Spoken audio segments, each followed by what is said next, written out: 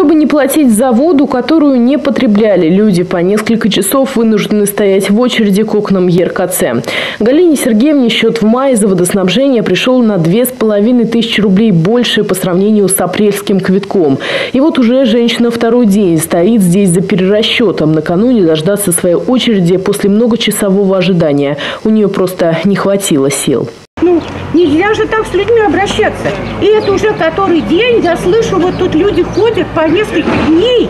Это просто безобразие. Кто-то же за это должен отвечать. Просто слов нет. Это вообще издевательство над людьми. Водоканал что делает с нами, не знаю. Идут люди пожилые, стоят, инвалиды.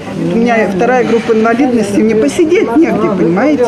Это что-то с чем-то. Люди вынуждены выстраиваться в очередь на улице, так как внутри центра на всех желающих получить перерасчет элементарно не хватает площади. И в большинстве случаев проблемы, из-за которой люди вынуждены здесь стоять, одна – начисления в квитках, по их мнению, не соответствуют реальному потреблению воды. Сделали, знаете, какую сумму? Начислили 2834 рубля. Когда у меня один человек живет, и по 50 кубов сделали. Это 50 кубов. Сколько можно залить весь дом водой? Единый расчетно-кассовый центр – структура новая. Раньше владимирцам счета за воду выставлял непосредственно поставщик услуг Владимир Водоканал.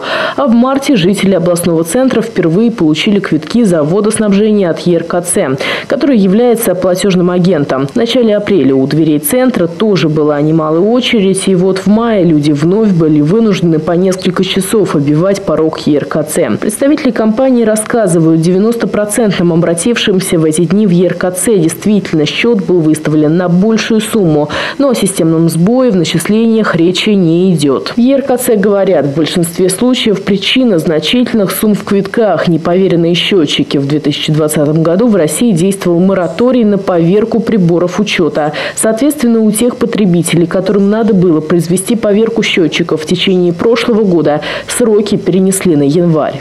Начисления производились исходя из среднемесячного объема в течение 3 месяцев. А дальше в соответствии с законодательством уже начисление на 4-й месяц производится по нормативу, исходя из количества зарегистрированных граждан.